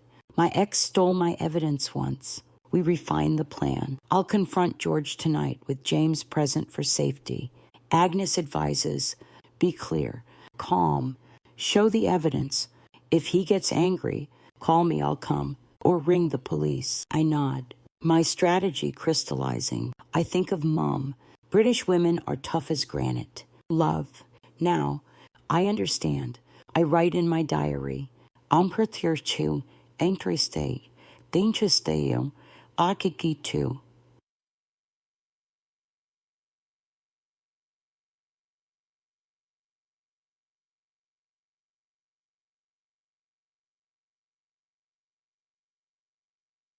I planned my freedom. George faces the truth tonight. George returns at 6, reeking of ale. What have you been up to? He asks. Suspicious, tidying and resting. I reply, avoiding his gaze. He settles with BBC News, muttering about Brexit, but I catch him glancing at the door, as if fearing the parcel's secrets. My resolve blooms like the garden roses, defiant in the rain. I picture Manchester, Almeinstokes, a cottage with tulips, a library for Keats. Yorkshire's hills and winds whisper, Eleanor, your plan is set. Tonight, everything changes. I clench my fists, awaiting James. The battle for my dignity begins. The Yorkshire afternoon passes in quiet stillness, but inside me, Eleanor, a storm rages. James's parcel containing bank statements, Susan's love letters, and the damning CD is safely hidden under the bedroom floorboards, alongside my diary, where I've logged every piece of evidence and emotion. The truth about George, my husband of 46 years, is as clear as the rare sunlight piercing the northern clouds. He embezzled 450 IRO00 from my mother's inheritance and my pension to fund Susan Wright, his secret mistress for a decade. Fury and betrayal burn fiercely, but resolve has overtaken fear, bolstered by James, my granddaughter Lily, and Agnes. After this morning's lawyer meeting, the financial abuse claim is in motion, and tonight, when James arrives from London, we'll confront George. But first, I decide to test the waters, a small move to gauge his reaction, gather more insight, and steel my nerve. In the kitchen, I brew a cup of Yorkshire Gold, my secret indulgence, which George always scoffed at as wasteful compared to Tetley. He's in his study, clattering through his stamp collection. A Sunday ritual to keep his mind sharp. I summon my courage, walk in, clutching my tea to hide trembling hands. George, can we talk? I ask, keeping my voice steady. He looks up, frowning. What now? Eleanor, fussing about bills again. I take a deep breath, recalling lawyer Sarah's advice. Test his reaction, but don't reveal your evidence. I say, I saw Susan Wright's name in some bank papers. Who is she? Is she tied to the Jersey account? George freezes, dropping a prize stamp. His face flushes, eyes flashing anger before he forces a laugh. Susan, just an old NatWest colleague. I helped with some deals. What are you implying? After 46 years, you think I'd betray you? His words are smooth, but I see his hand clench, knuckles, whitening, a telltale sign of panic. I've learned over decades. I play naive. I'm just curious. The Jersey account's ours. Right. He stands, stepping closer, his voice low and menacing. Eleanor, stay out of my business. You don't understand finance. You'll only muck it up. Keep pushing, and you'll regret it. The threat chills me like a Yorkshire gust, but I hold my ground. I'm your wife, George. I've a right to know, I reply, my voice shaky but firm. He turns, slamming the study door. Don't bother me again. My heart pounds, but courage surges. George is rattled. He knows I'm closing in on the truth. I retreat to the garden, sitting under the oak where James built his playhouse as a boy. The breeze carries the scent of wet grass and roses. I text James. Ask Dad about Susan. He panicked, threatened me. You here soon? He replies, Mom, and I'm on the train from London, arriving 8 p.m. Enseigner, don't confront. Again, wait for me. He knows you're suspicious. I nod, though he can't see, and call Agnes. She hurries over in her British raincoat. Eleanor, you all right? You look tense. I recount the brief confrontation. George's threat. She grips my hand. You did brilliantly. Love. Threatening a spouse is abuse under the Domestic Abuse Act. Write it down, every word. When James is here, confront him properly. It'll be safer. She hands me a small notebook. Use this in my divorce. Log it. It'll help in court. I write, Eincher 28, Secretary 25. George threatened me when I asked about Susan. He's scared. Writing fuels my courage, each word rebuilding my dignity. A memory surfaces. When James was 15, he saw George hide a letter from a London woman in his coat. He told me, but I dismissed it as work. Now I know it was Susan. My naivety let George hide his deceit too long. I call Sarah. Reporting, George threatened me when I mentioned Susan. Anything else for the claim? She replies, Mrs. Holloway, note or record his threats. It strengthens your case. If he escalates, call York Police on 101. Bring everything tomorrow. I nod, feeling like a Jane Austen heroine, fighting for freedom against a stifling society. Evening falls. Get on. George, Sawardi Kise, Yang, turns the choi umbrichiang to espercheese, Sasaki Kimai say kitchen, face still flushed with anger. Why'd you ask about Susan? He growls, looming over me as I prepare fish and chips. I don't want you meddling in finances. Eleanor, you'll only make a mess. I stay silent, slicing potatoes. Heart racing, I text James. Dad's furious. Waiting for you. He replies, nearly at York Station. Stay safe. Mom, I glance out, seeing the distant glow of train lights. Courage grows, like my roses defying the cold. I think of Mom. Freedom's the most precious thing. Love, she was right. And I'm claiming it. George settles with BBC News, muttering about Brexit, but I catch him eyeing the door, as if fearing the parcel's secrets. I hide my notebook and USB in my poetry box, where a verse from my youth, I am the wind. No one can hold feels prophetic. A memory sparks. I find a pearl necklace in the box, a gift from George 20 years ago, supposedly from a colleague. Now I suspect it was Susan's, returned when she no longer needed it. I clutch it, resolve hardening. Yorkshire's hills and winds whisper, Eleanor, your first move worked. George is scared. Wait for James. And strike. I sit, waiting for my son, knowing that tonight, with him by my side, the battle for my dignity begins. The Yorkshire evening cloaks our cottage in a heavy silence, as if a storm is brewing beyond the hills. I, Eleanor, sit in the living room, clutching a cold mug of Yorkshire gold, waiting for James to arrive from York Station, his parcel packed with bank statements, Susan's love letters, recordings, and the Chelsea flat deed remains hidden under the bedroom floorboards, alongside my diary, logging every piece of evidence and George's threats. After this afternoon's first move, when I probed about Susan and saw George unravel, I know he suspects I'm onto his secrets. Fury and betrayal burn fiercely, but my resolve now blazes like a hearth fire, fueled by James, Lily, and Agnes. Tonight, with James here, we'll stage the big confrontation. But before that, I witness George's moment of desperation, a sign he knows he's losing everything. George is in his study, the clatter of his stamp sorting echoing, but I hear him on the phone, his voice low and strained.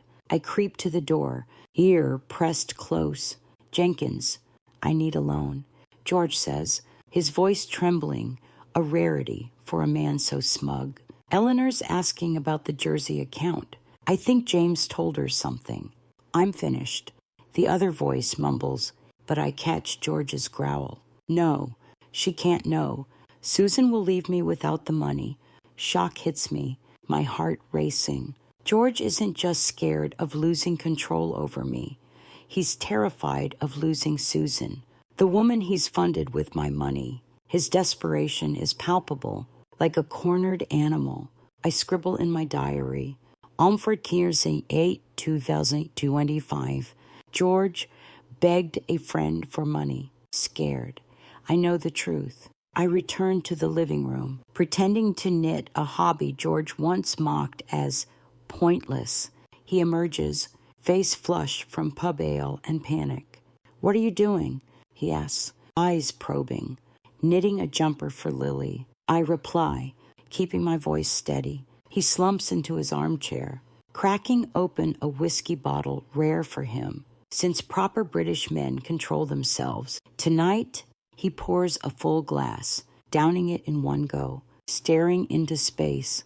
Eleanor, ever think you made a mistake marrying me? He asks, voice hoarse. I'm stunned by the question regret. Undi and Gansipper call. New emotion from George. What's that about? I say, feigning innocence. He shakes his head. Nothing. Just... James calls too much. He's meddling in our family. His hand trembles, the whiskey glass shaking. George is desperate, sensing James and I are about to expose him.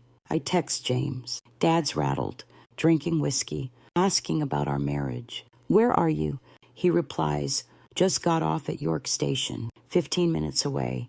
Don't say more. Wait for me. I nod, though he can't see. Anders and call Agnes. Eleanor. He's scared stiff, she says. Men like George beg or threaten when they lose control. Keep your evidence safe and don't be alone with him. I tuck the USB and documents into my poetry box, where my old verse, I am the wind. No one can hold reminds me I'm no longer the submissive Eleanor. George rises, pacing to the window, staring at the wet, cobbled lane. James coming tonight, he asks, voice tight. Maybe, I reply, avoiding his gaze. He turns, trembling. If he sent anything, you tell me. Don't let him tear us apart. I see regret in his eyes, not for me, but for fear of losing everything. A memory flashes. When James was 16, George threatened to cut his uni funds unless he ditched IT. James cried, but told me, Mom, I'll earn my own way, not let Dad control me. Now, he's protecting me, as I did him. The doorbell rings at 8 p. and say Anne. I rush to open it, finding James, tall in his raincoat, eyes full of worry.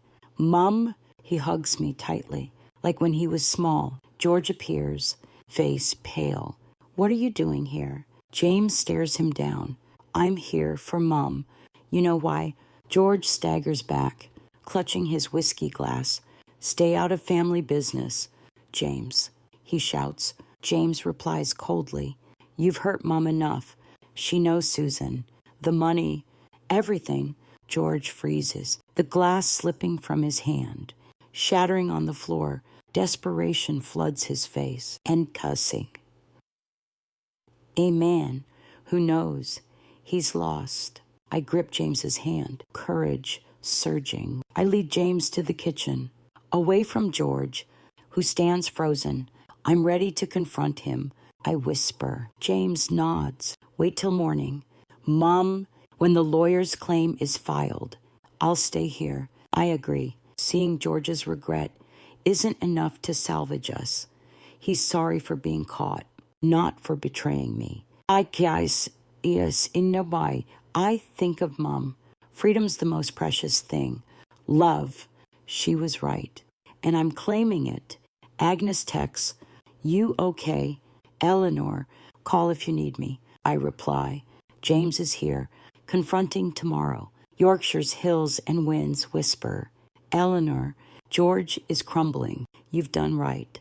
I hold James's hand, knowing tomorrow, with evidence and the lawyer, I'll fight the final battle for my dignity and my stolen life.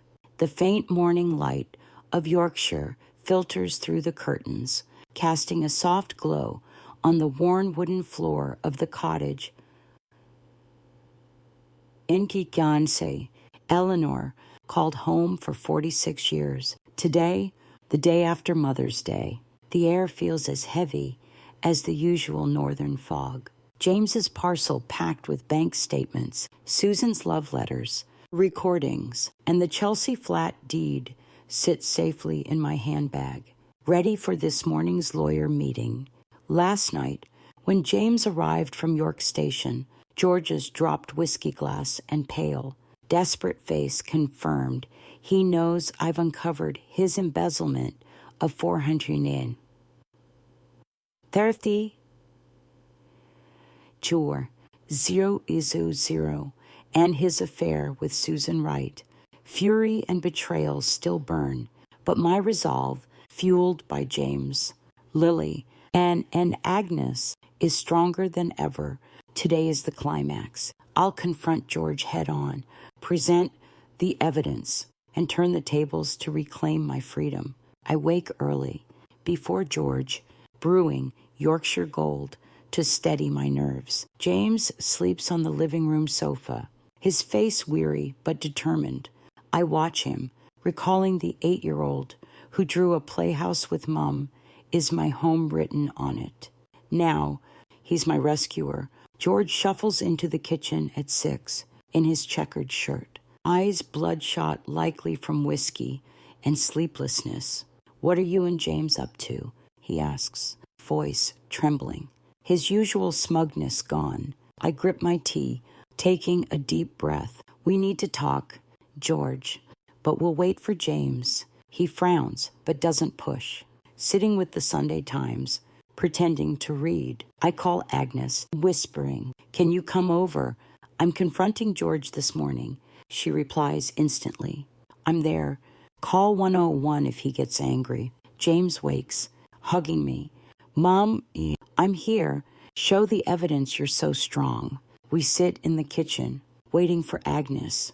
George eyes us, fear flickering in his gaze. Agnes arrives with shortbread. Sitting beside me like a steadfast ally, I pull my handbag close, placing the parcel on the table. "George, I know everything." I begin, voice calm but firm. "You took $450, 0, my mom's inheritance, my pension, to fund Susan Wright, your mistress for 10 years. Here's the proof." I open the box, pulling out bank statements, letters, and the CD. George pales, hands shaking. "Eleanor, you've got it wrong. It was just investments. Don't lie."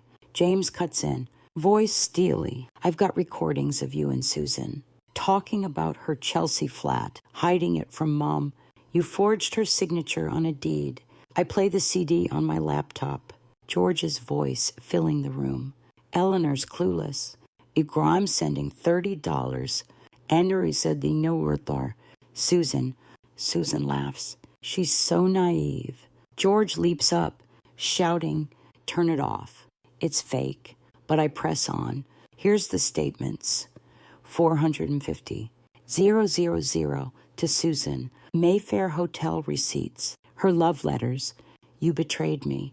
George not just with money, but with trust. I slide the documents toward him. Hands steady now. Fury blazes, but satisfaction creeps in for the first time. I've silenced George. Agnes grips my hand. "George, you've broken the law. Fraud Act, 2006. Eleanor can sue." George drops to his knees, pleading, "Eleanor, I messed up. I love you. I did it for us. Susan was a mistake. Don't ruin our 46 years." His words are a cold Yorkshire wind, but they don't sway me. "You didn't love me, George," I say calmly. "You controlled me, stole my money, built a life for another woman. I've lived for you too long. I want my freedom, James adds. Dad, the lawyer filed the claim today. The court will freeze the account and investigate. George clutches his head, sobbing, I've lost everything. Susan will leave me. Do you want me dead? I look at him, feeling not pain but pity. Satisfaction floods me, not for revenge, but for standing up at last. I fetch a suitcase from the bedroom. Maskas, packed with clothes, books, and the James Lilly photo. Where are you going? George yells. Following. To Manchester, I reply. Not turning. James bought me a house. I'm starting over. He grabs my arm. You can't survive alone. Eleanor, you need me. I pull free. No, George, you made me believe that, but I'm stronger than you think. Agnes steps in. Let her go. George, in the UK, women have the right to freedom. James takes my suitcase. Mom, hugging me. Let's go. Mom, I step outside, glancing back at the house. Once my prison, a memory surfaces. I leave the pearl necklace, likely Susan's, on the kitchen table with a note. Keep it, George. I don't need it. It's the full stop on our marriage. We climb into a taxi, James holding my hand. I'm so proud of you. Mom, he says, eyes misty. I smile, satisfaction washing over me like sunlight breaking through Yorkshire fog. Agnes waves from her doorstep. You did it. Eleanor, I text Sarah. Confronted him. I'm leaving. She replies, well done. The court will handle it. Call if you need me. Through the taxi window, Yorkshire's green hills fade. I open my diary, writing, Fasin Prisin Kurzai, Sahinels 8 Twitchuas de Racy. I confronted George, left my prison. Freedom begins. My youthful poem echoes, I am the wind. No one can hold. Yorkshire's hills and winds whisper, Eleanor, you've turned the tables. Freedom is yours. I hold James's hand, knowing the legal fight lies ahead. But today, I've won not just for the money, but for my dignity and stolen life. Satisfaction surges, like the first time I drove to the market without George's permission. Manchester awaits, with a cottage, tulip garden, and dreams of teaching literature. I whisper to Mum, I did it. Mum, the gentle morning sunlight of Yorkshire filters through the taxi window, but it can't dispel the chill lingering from last night's rain. I, Eleanor, sit beside James, my small suitcase packed with clothes, books, meow, books, and the framed photo of him and Lily resting on my lap. Yesterday, I confronted George head-on, presenting the evidence of his embezzlement of 450 giro from my mother's inheritance and my pension to fund Susan Wright, his mistress of 10 years. The moment he fell to his knees, face pale with desperation, was the first time I saw George crumble. Fury and betrayal have given way to a sense of justice, not revenge, but the reclaiming of my dignity. After 46 years in his gilded cage, James grips my hand, his eyes brimming with pride. Mom, I knew you could do it. Yorkshire's green hills and cobbled lanes fade through the window, bidding me farewell to a new beginning. In the taxi, I open my diary, where I've recorded everything, from the Jersey account statements to Susan's letters and George's threats. The final entry, written post-confrontation, reads, Freising, Chinkazi 8 Chudgalin Chundazi Vio. I left my prison. Freedom begins. I look at James. I still can't believe I did it. He smiles. You're the strongest person I know. Mom, Dad can't control you anymore. I text Agnes. I've left. Agnes, thank you. She replies, so proud. Eleanor, call if you need me. And come to York's book club when you visit. Her words are a warm breeze, bolstering my strength. The taxi pulls into York Station, where I'll catch a train to Manchester, the new home James bought me.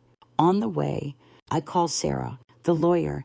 I confronted George and left. What's next? Her warm northern voice reassures. You've done brilliantly, Mrs. Holloway. The claim's filed. The court will freeze the joint account and investigate the Jersey funds.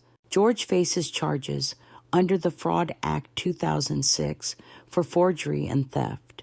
We'll seek compensation. Focus on starting anew. I nod, a sense of justice spreading like sunlight through Yorkshire fog. At the station, James helps buy my ticket. The Manchester house has a little garden near a library. You'll love it, he says, eyes bright. I recall a moment at 10. James drew me a dream house with a tulip garden and big windows. Now, he's made it real. I hug him. And thank you. James, I don't know if I deserve this. He shakes his head. You deserve it all. The train arrives, and I board, watching James wave from the platform. Yorkshire fades. No longer a prison, but a reminder of the strength I found. On the train, I check an email from Sarah, Mrs. Holloway. Nat West confirmed George transferred $450. I que se cigars. 000 over 10 years. The court will summon him next week. I exhale, but my thoughts drift to George. Last night, as I left, he slumped in his armchair, head in hands. Eleanor, I messed up. I thought Susan would give me a new life, but she only wanted the money. I've lost everything. He admitted the funds, my mum's inheritance, and my pension went to Susan's Chelsea flat and risky stocks. I wanted us to be richer, but I was wrong, he sobbed. But his regret came too late, not for betraying me, but for being caught. George's collapse wasn't just financial. It was his control over me slipping away. I write in my diary, George confessed, but it changes nothing. I choose freedom. The train pulls into Manchester, its sunlight brighter than Yorkshire's. A taxi James arranged takes me to my new home in Chorlton, a leafy, friendly suburb. The house is a small red brick cottage, quintessentially British, with a front garden of daffodils and large windows. I unlock the door, heart pounding. Inside, a bright living room, tidy kitchen, and decay, and scene. Senki gai, on kikari scene, bump grace, okay, boltrie.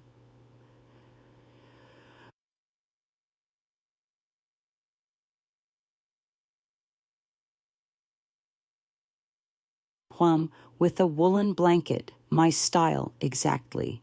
On the kitchen table, James left a note. Welcome home. Mom, food, clothes, and the local book club's number are ready.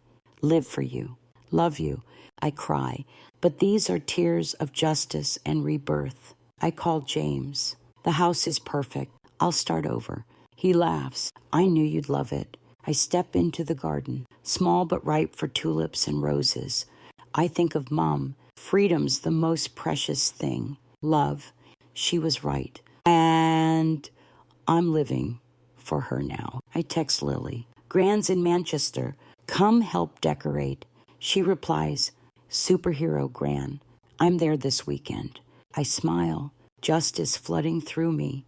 Not just for the money, but for reclaiming myself. George, Sarah says, has been summoned by the court. He called me on the train. Voice hoarse. Come back. Eleanor, I'll fix it. But I replied, you had 46 years. George, it's too late. I hung up. Feeling lighter, a memory surfaces. I find my old poem in the suitcase, written at 20. I am the wind. No one can hold. I pin it to the cottage wall. A declaration. Sarah texts, George may lose the Yorkshire house for compensation. How do you want to split assets? I reply, just enough to live. I don't want revenge, only freedom. Manchester welcomes me with tree-lined streets and cozy cafes. I visit the nearby library, picking up Jane Eyre, the book I dreamed of teaching. An older woman at the desk smiles. Welcome to Chorlton. Join our book club. I nod, feeling 20 again. Yorkshire's hills are the past, Manchester's sunlight and future whisper. Eleanor, you've won. George fell, but you're alive. I sit in the garden, writing, and caffeine cursing kagwai, fine say.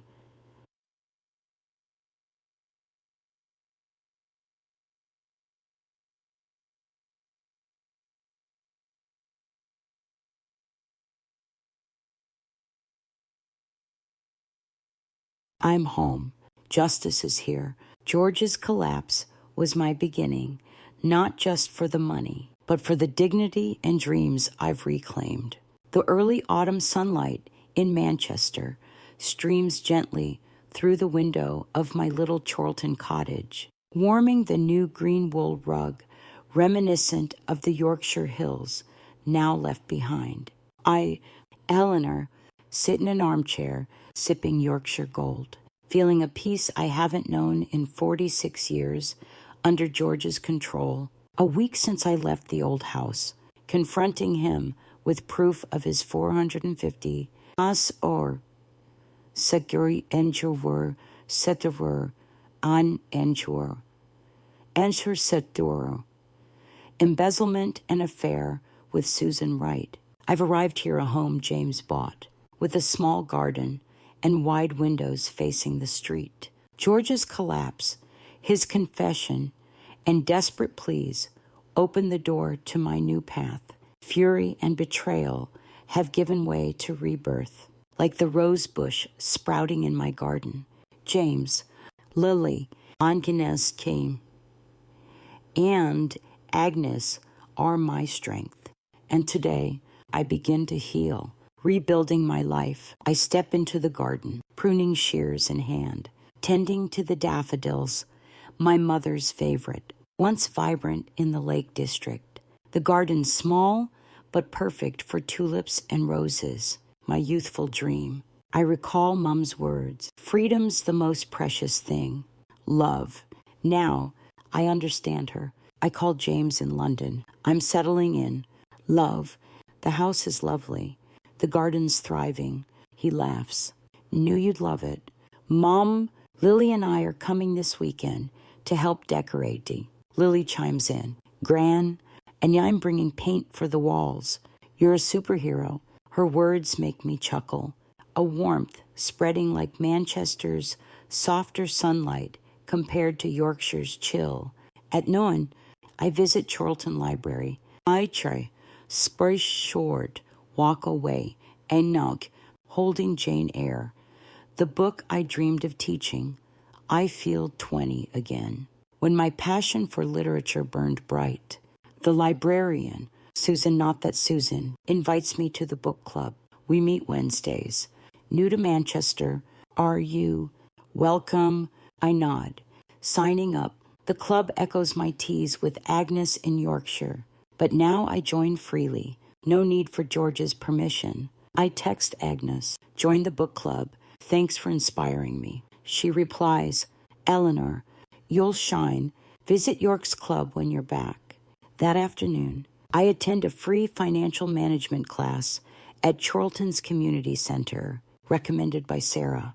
My lawyer, the instructor, a northern woman, teaches budgeting, opening personal accounts, and understanding UK financial rights. Older women often face financial abuse, she says, but the Equality Act and Domestic Abuse Act protect you. I take diligent notes, feeling like the university student I never became. A unique moment. I open a NatWest account in my name alone. The clerk smiles. Congratulations, Mrs. Holloway, your first step to independence. I write in my diary, Tirsi kang in Chirkinin a Saubain Didi, so in Tunyay.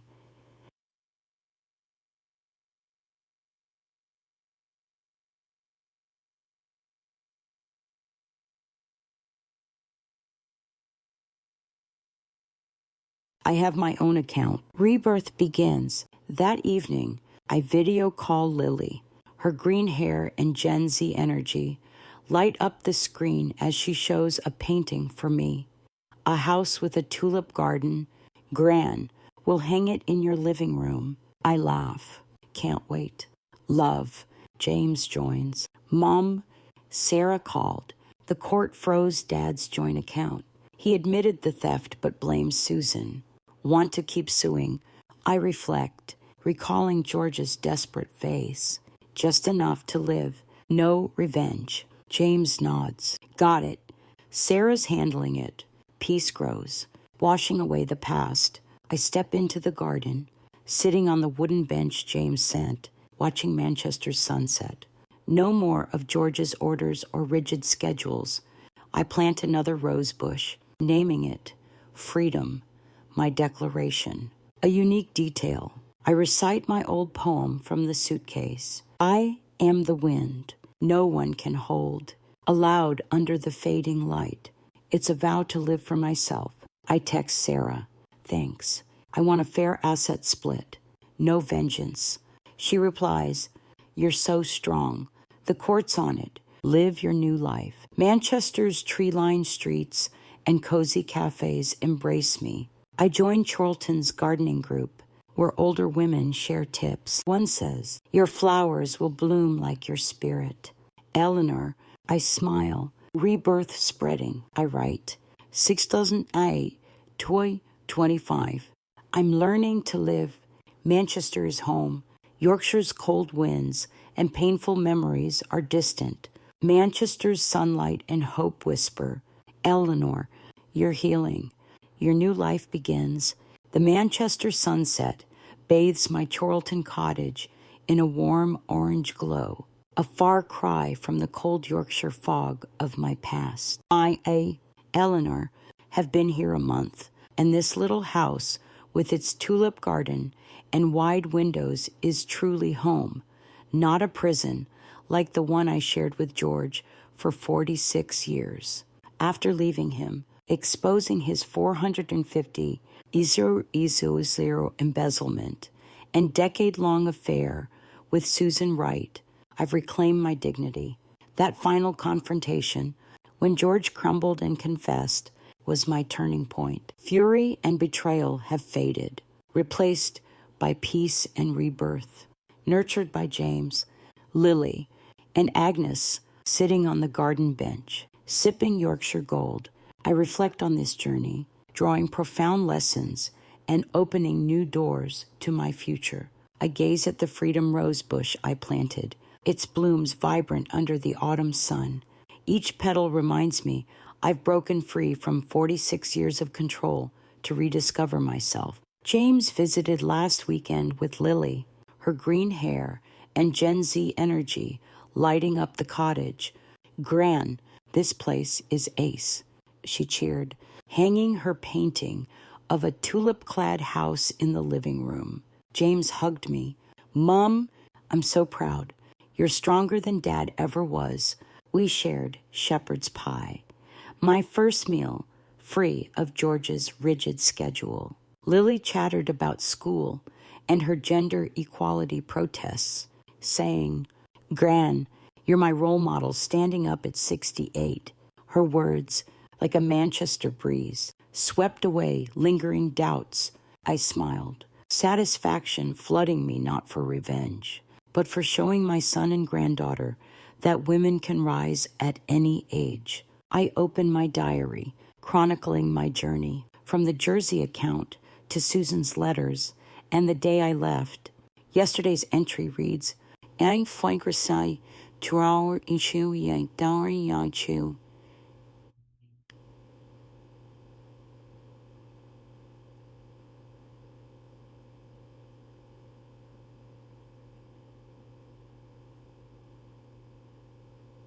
I live for me. Manchester is home.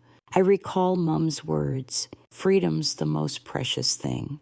Love, she was right. And I am living for her. A unique detail in my suitcase. I found a card from Mum before she passed. Eleanor, you're my light. I've pinned it beside my poem. I am the wind no one can hold, a reminder that no one can dim my shine. Sarah, my lawyer, called this morning. Mrs. Holloway, the court ordered George to repay $200,000 from shared assets, and he faces charges for forgery under the Fraud Act 2006. Want to pursue further? I replied, no, just enough to live. Thank you. George texted last week, pleading, come back. Eleanor, I'll change. I answered, you had 46 years. George, I choose freedom. I hung up, satisfaction surging, like the first time I drove to the market without his permission. At Charlton's book club, I discussed Jane Eyre with new friends. Susan, the librarian, says, Eleanor, you're a natural storyteller. Ever thought of teaching a community literature class? I signed up instantly. Now teaching Wordsworth's poetry every Tuesday. My students, from teens to pensioners, call me Miss Eleanor, the title I dreamed of in youth. I've also learned financial management at the community center, opened a savings account, and planted tulips. A gardening group member says, your flowers bloom like your spirit. Eleanor, I smile. Writing, I'm blossoming in Manchester. The deepest lesson, it's never too late to reclaim your dignity. At 68, I thought I was too old to change. But James, Lily, and Agnes showed me British women, like Lake District granite, are resilient at any age. Family, from my son and granddaughter, was my greatest strength, breaking George's cage. The Domestic Abuse Act and Equality Act, as Sarah explained, protected me. Ananchan ene artage gise entai gistiu.